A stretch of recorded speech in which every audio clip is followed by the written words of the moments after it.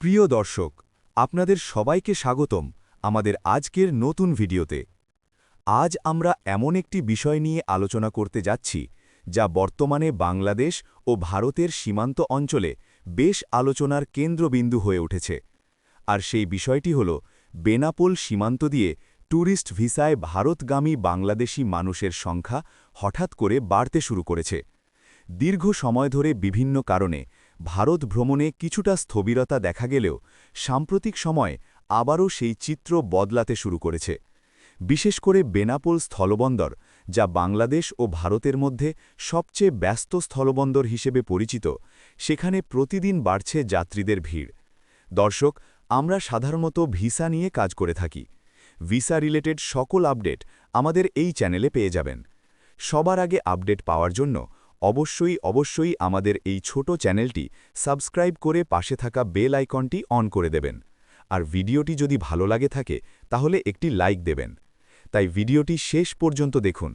আজকের এই ভিডিওতে আমরা জানব কেন হঠাৎ করে বেড়ে গেল ভারতগামী পর্যটকের সংখ্যা, বেনাপোল সীমান্তে এখন কী পরিস্থিতি, যাত্রীদের অভিজ্ঞতা কেমন এবং ভবিষ্যতে এই সংখ্যা আরও বাড়তে পারে কিনা।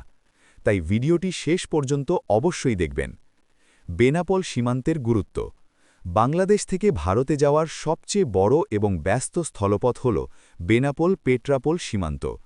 প্রতিদিন হাজার হাজার মানুষ এই সীমান্ত দিয়ে দুই দেশের মধ্যে যাতায়াত করে থাকেন।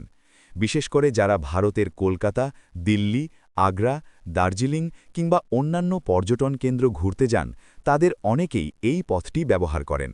কারণ এই পথটি তুলনামূলকভাবে সহজ, কম খরচে যাওয়া যায় এবং ভ্রমণকারীদের জন্য বেশ সুবিধাজনক। কিন্তু কিছু সময় আগে পর্যন্ত বিভিন্ন প্রশাসনিক জটিলতা, ভিসা সীমাবদ্ধতা এবং সীমান্তের চাপের কারণে যাত্রী সংখ্যা কিছুটা কমে গিয়েছিল। তবে এখন পরিস্থিতি ধীরে ধীরে বদলাতে শুরু করেছে। যাত্রী সংখ্যা বৃদ্ধির কারণ। সাম্প্রতিক সময়ে বেনাপোল সীমান্তে ট্যুরিস্ট ভিসায় যাওয়া মানুষের সংখ্যা বৃদ্ধির পেছনে কয়েকটি গুরুত্বপূর্ণ কারণ রয়েছে। প্রথমত, ভারতের ট্যুরিস্ট ভিসা প্রক্রিয়া ধীরে ধীরে সহজ হচ্ছে। আগের তুলনায় অনেক বেশি মানুষ এখন ভিসা পাচ্ছেন। দ্বিতীয়ত, ভ্রমণের আগ্রহ আবার বাড়তে শুরু করেছে। অনেক বাংলাদেশি নাগরিক দীর্ঘদিন পর আবার ভারতে ঘুরতে যাওয়ার পরিকল্পনা করছেন। তৃতীয়ত, চিকিৎসা ও কেনাকাটার উদ্দেশ্যেও অনেক মানুষ ভারত ভ্রমণ করেন। বিশেষ করে কলকাতার হাসপাতালগুলোতে চিকিৎসা নিতে বাংলাদেশ থেকে প্রচুর মানুষ যান। এছাড়া কলকাতার নিউ মার্কেট, গড়িয়াহাট, বউবাজারের মতো জায়গাগুলো বাংলাদেশি পর্যটকদের কাছে অনেক জনপ্রিয়। সীমান্তে বর্তমান পরিস্থিতি। বেনাপোল সীমান্তে বর্তমানে দেখা যাচ্ছে যাত্রীদের বেশ বড় একটি লাইন। সকালের দিকে বিশেষ করে বেশি ভিড় দেখা যায়, কারণ অনেকেই সকালে সীমান্ত পার হতে চান, যাতে দিনের মধ্যেই তারা ভারতের ভেতরে পৌঁছতে পারেন। ইমিগ্রেশন অফিসারদের মতে প্রতিদিন আগের তুলনায় এখন অনেক বেশি ট্যুরিস্ট ভিসাধারী যাত্রী সীমান্ত পার হচ্ছেন। সীমান্তের আশপাশে বাস স্ট্যান্ড, হোটেল এবং রেস্টুরেন্টগুলোতেও যাত্রীদের ভিড় বাড়তে শুরু করেছে। স্থানীয় ব্যবসায়ীরাও বলছেন, যাত্রী সংখ্যা বাড়ার ফলে তাদের ব্যবসাতেও কিছুটা প্রাণ ফিরে এসেছে। যাত্রীদের অভিজ্ঞতা। বেনাপোল সীমান্ত দিয়ে ভারতে যাওয়া অনেক যাত্রী জানিয়েছেন, এখন সীমান্ত পারাপারের প্রক্রিয়া আগের তুলনায় কিছুটা দ্রুত হয়েছে।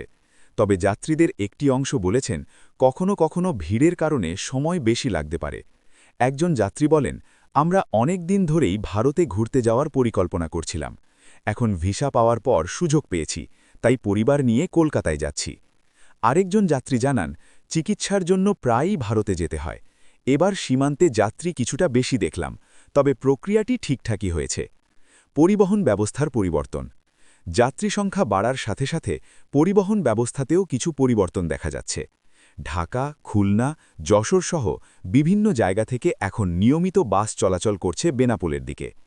অনেক পর্যটক বাসে করে বেনাপোল এসে সেখান থেকে সীমান্ত পার হয়ে ভারতের পেট্রাপোলে প্রবেশ করেন। এরপর সেখান থেকে ট্রেন বা বাসে করে কলকাতা সহ অন্যান্য শহরে চলে যান। কিছু ভ্রমণ সংস্থাও এখন আবার ভারত ভ্রমণের প্যাকেজ চালু করতে শুরু করেছে। সীমান্ত এলাকার অর্থনীতিতে প্রভাব। বেনাপোল সীমান্ত শুধু যাত্রী পারাপারের জন্যই গুরুত্বপূর্ণ নয়, এটি স্থানীয় অর্থনীতির জন্যও একটি বড় কেন্দ্র। যাত্রী সংখ্যা বাড়ার ফলে স্থানীয় হোটেল, রেস্টুরেন্ট, পরিবহন, দোকানপাট এসব ব্যবসায় নতুন করে গতি এসেছে। অনেক ব্যবসায়ী জানিয়েছেন গত কিছু সময়ের তুলনায় এখন আবার ব্যবসা কিছুটা ভালো হচ্ছে। প্রশাসনের ভূমিকা। সীমান্তে যাত্রী সংখ্যা বাড়ার কারণে প্রশাসনও কিছু ব্যবস্থা গ্রহণ করছে। ইমিগ্রেশন কর্তৃপক্ষ চেষ্টা করছে যাতে যাত্রীদের দ্রুত সেবা দেওয়া যায়। এছাড়া নিরাপত্তা ব্যবস্থাও জোরদার করা হয়েছে যাতে সীমান্ত পারাপারের সময় কোনো ধরনের সমস্যা না হয়। প্রশাসনের মতে যাত্রী সংখ্যা আরও বাড়লে অতিরিক্ত ব্যবস্থা নেওয়া হতে পারে। ভবিষ্যতে কি আরও বাড়বে যাত্রী সংখ্যা? অনেক পর্যবেক্ষক মনে করছেন সামনে বিভিন্ন উৎসবের সময় যেমন ঈদ, পূজা বা ছুটির মৌসুমে ভারতগামী যাত্রীর সংখ্যা আরও বাড়তে পারে, কারণ অনেক মানুষ এই সময়গুলোতে ভ্রমণ করতে পছন্দ করেন। এছাড়া যদি ভিসা প্রক্রিয়া আরও সহজ হয় এবং সীমান্তে যাত্রী পারাপার আরও দ্রুত করা যায়, তাহলে ভবিষ্যতে এই সংখ্যা অনেক বেশি বৃদ্ধি পেতে পারে। ভ্রমণকারীদের জন্য কিছু গুরুত্বপূর্ণ পরামর্শ।